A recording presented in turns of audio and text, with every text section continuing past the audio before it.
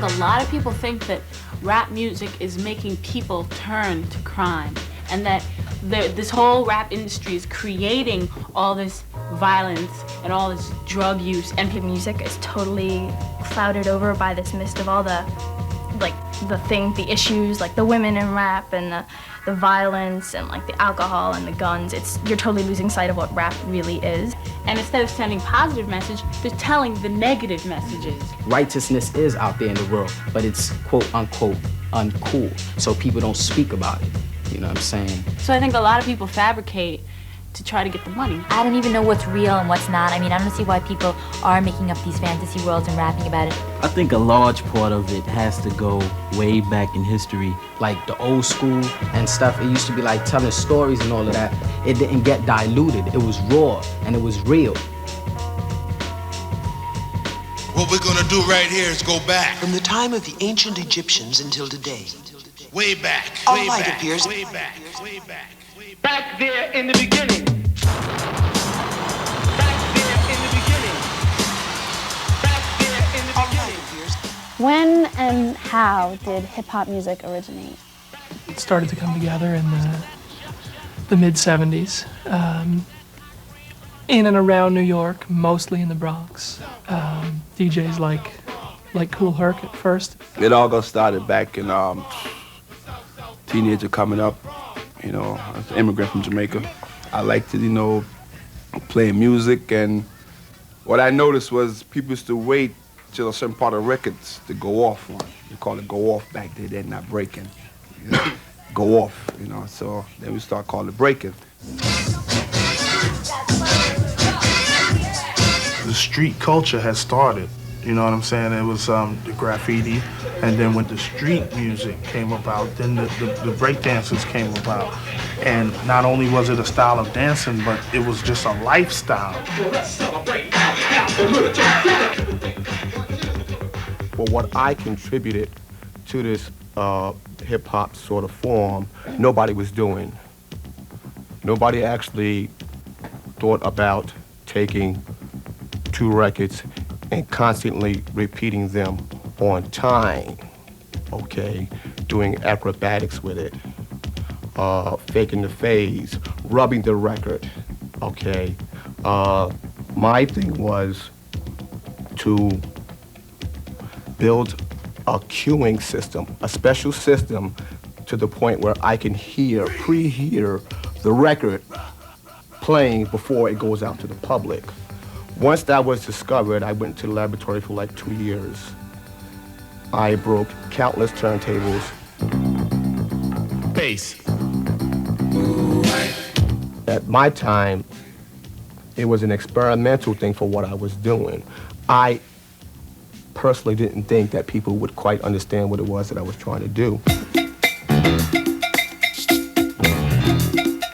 The breakthrough moment was with Rapper's Delight. One day chilling out in the afternoon, reporter stopped me for an interview. She said she's heard stories and she's heard fables that I'm vicious on the mic and the turntables. This young lady I did adore, so I rocked a vicious rhyme like I never did before. She said, damn fly guy, I'm in love with you. That Casanova legend must have been true. I said, by the way, baby, what's your name? She said, I go by the code of Lois Lane and you could be my boyfriend. Sugar Hill Gang with Rapper's Delight was the first record that was called a rap record, that was a top 40 pop hit, national hit.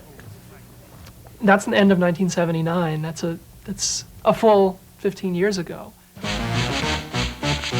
Then we went into the next generation of rap. I had to create my own thing, which brought me into the beatbox. And then I started doing that.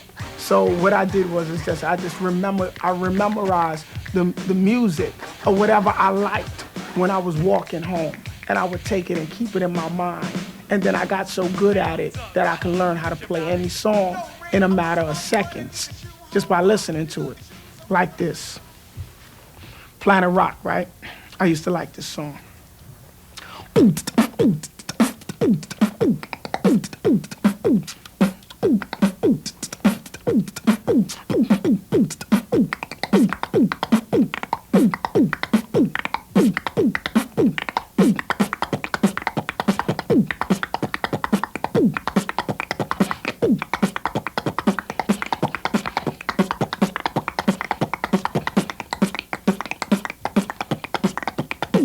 then we used to go here, suck MCs.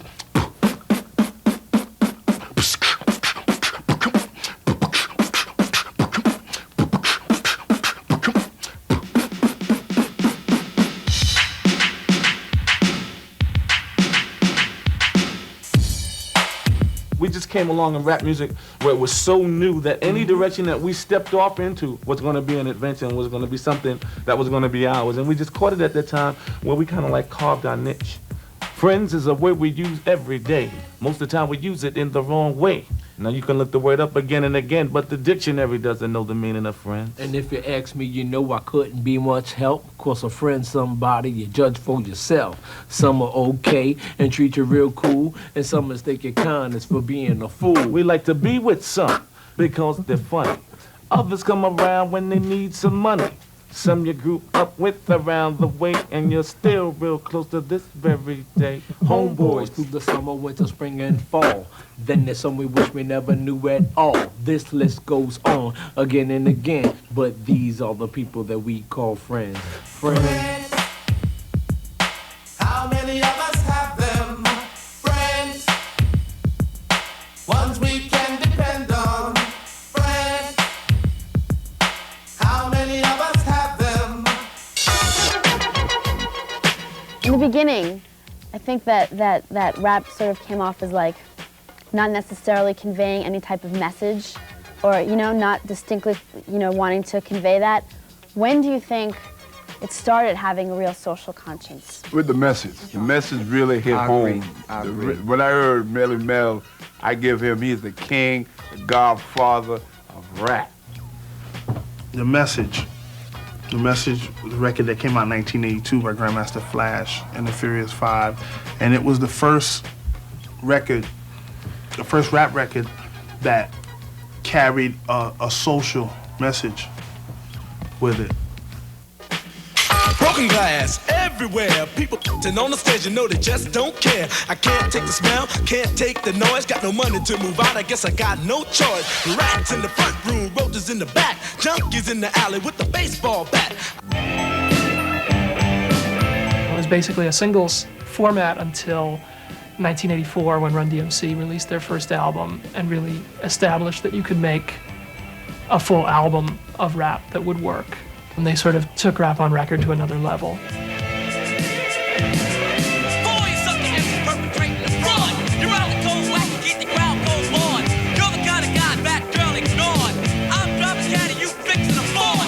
What is hip-hop? Hip-hop it's a culture. It's the way you dress, it's the way you talk, it's the kind of music you listen to. But people has really lost touch of what hip-hop really is, People think of hip-hop these days, they think of, a guy walking around with a pistol, or a guy on the corner selling drugs, or disrespecting girls. No, that's not hip-hop.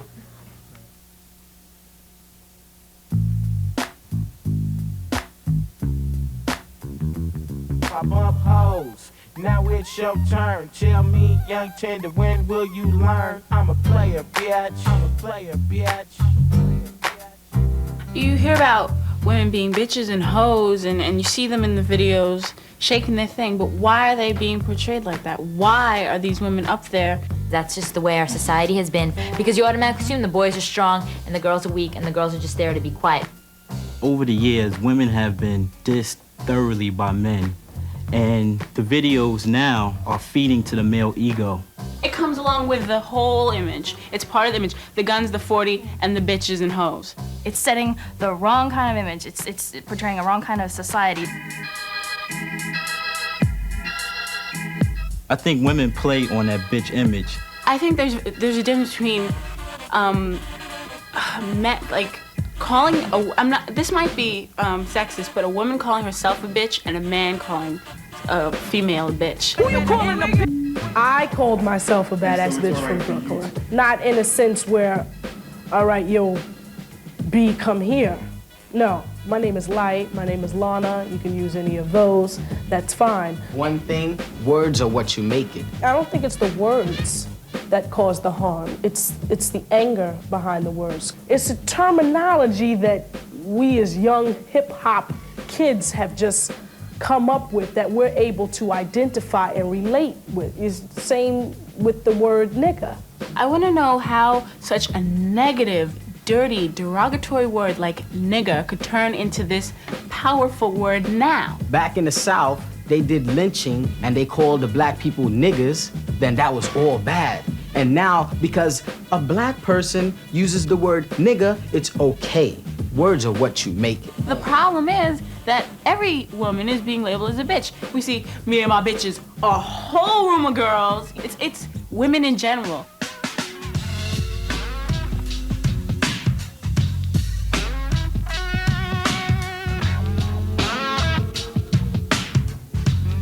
I feel really bad for the women that are at the positions of authority at the big record labels, because they must have such a conflict of interest seeing that like the sex and like the sleaze and the women that are degrading themselves are like really selling the records. Who said that every woman feels threatened by that? There's some women who are like, okay, it's selling, so okay, what's wrong with it? We all have to remember that this is a business. It's show business.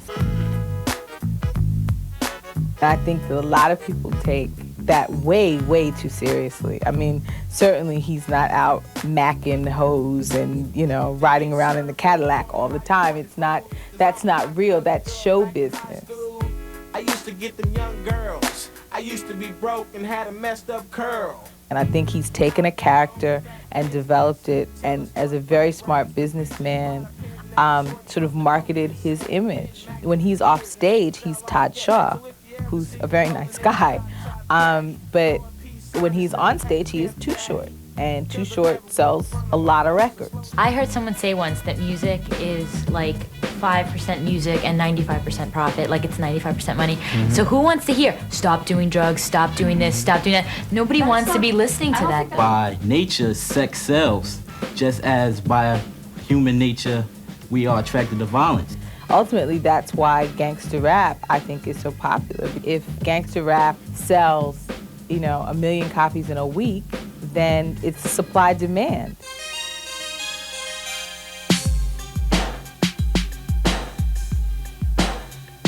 I think media is making rap a scapegoat, getting away from the real problems. Media has definitely tried to make rap its a scapegoat. Only because I say this, because no one's trying to figure out how the drugs or how the guns are getting into the country, which should be the focus and the main issue, but instead they try to point the finger steadily at some form of entertainment. Before it was metal, before that it was Elvis shaking his hips on the Ed Sullivan Show. So now it's rappers, and I guess 20 years from now, it'll be something else.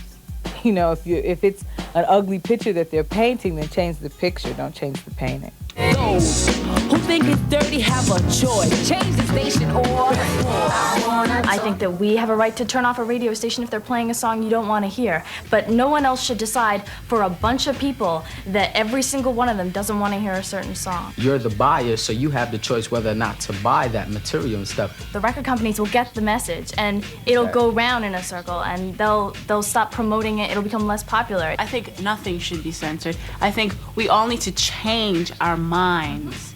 And then, right, and then there'd be nothing to censor. The solution starts with us, with yourself. You have to set your goals, your standards in life. And if you're gonna let rap and violence take over your standards in life, that's really a problem. And you have to overcome that. It's our responsibility as the listeners. It's like the people who sing. It's the people in charge. It's everybody's responsibility if we want to change. Otherwise, we can just leave it, and nothing's gonna happen. You could say to the government, okay, ban all this types of music, but we're just gonna get angry and do it underground anyway. You know what I'm saying? And it's just gonna come out in another form. It's just gonna keep coming out until we all decide that we need to change it, that we need to make more positive changes. As far as the bitches and all of that, that's just it's an omen that's repeating itself. Yeah. A lot of people who are making rap records, come from a place where they don't feel a lot of power, where they feel like everybody's ganging up on them. And unfortunately, the easy thing to do is to look to somebody who might be weaker or smaller or, somebody else that you can pick on. And too often women become the target of that. This particular style is becoming conformed. One subject matter seems to be the only point. Somewhere along the line or along the powers that be, it must have been said the only type of record we're going to sign is a record that's talking about disrespecting the opposite sex, talking about hurting your peers, or hurting or physically killing your competition. I don't think it's just the music. I think it's conditions. People in the streets are starving. They're getting poor education, poor health care. You know, kids are killing each other. You know, they're just violent on the streets, man. Wow. It's a rage on the streets.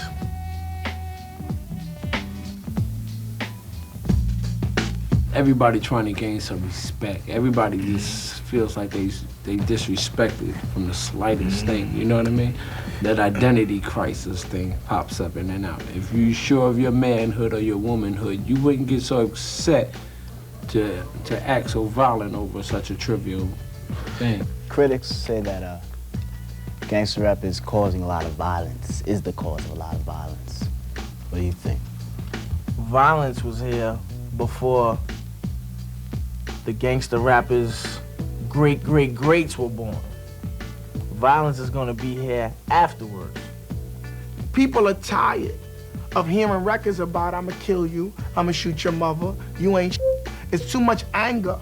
There's not enough other emotions in there that's like a rainbow of emotions. Back in the days, you had a Dougie Fresh that might do his beatbox and rock the crowd and make people feel good. You had a Whodini who catered to the female audience. You had a Big Daddy Kane who was a lyrical rhyming battle style artist. You had Boogie Down Productions who was like street rhyming / political social consciousness. So you had a rainbow of styles. But now, since the money is looked at as it's coming from that one avenue, it's like everybody trying to rush to get through that one door. But I think enough is enough, and I think we need to take a little bit more control now. If we don't want other people to censor us, we need to take that responsibility upon ourselves now when we're creating music. We don't want violence anymore, all that gun shooting and killing people and the disrespect to the sisters and the mothers out there. It's not really what we want. What we need for our people to make positive records. I don't have all the answers. I'm not gonna sit here like I have all the answers, but you know, I think, you know, it starts home, man. My father always had a little saying like this. There was a farmer, he had a parrot, and he had a cornfield out there. And every time he used to plant the corn, the crows used to come there and tear it up. He said, I'm gonna get them crows one day. I'm gonna get them crows one day, you know? And one day the farmer came, he was coming home, and the crows was out there having fun, tearing, you know, hitting the corn and everything. He went and got the shotgun, boom! Everybody flew. You know who got hit? The parrot. I told you not to fly with the crows. Don't hang with the ones who doing the negativity stuff. You see it, walk across the street. Segregate yourself. You know what I'm saying? You got to go across the street. Rap music needs to be put back on the path on what what it originally was. And so that's one of the inspirations, one of the goals why we want to come back into the music. And we just want to come back and show that there can be unity amongst us as groups, as artists, and show everybody that we can get a whole lot further if we all just work together.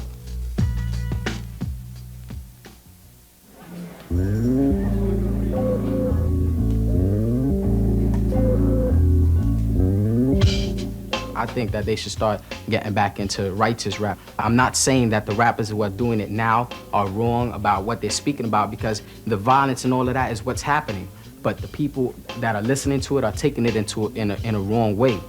I think there's some groups out there who've been doing fine, who aren't necessarily negative. Because you look at someone like Queen Latifah, she's coming out positive, and she's selling the records. People need to hear the rappers who are bringing out the choices, the alternatives.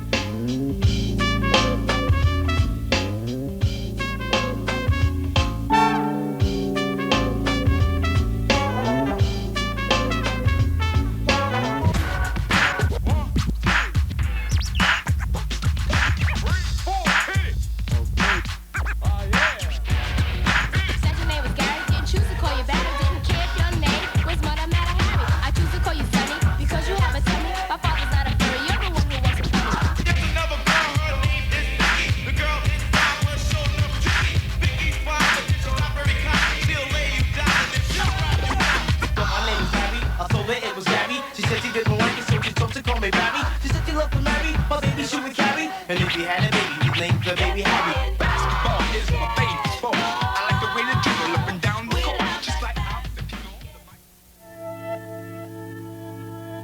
In the Mix is made possible by the Corporation for Public Broadcasting, the Ford Foundation, the Pew Charitable Trusts, the Carnegie Corporation of New York, the Charles Stewart Mott Foundation, the Nathan Cummings Foundation, and the New York Community Trust.